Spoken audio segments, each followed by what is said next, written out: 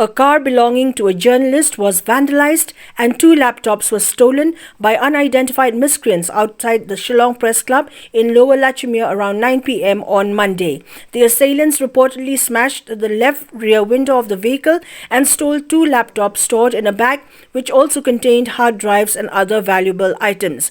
The car, bearing registration number ML05X1788, belonged to journalist Martin Nongklau.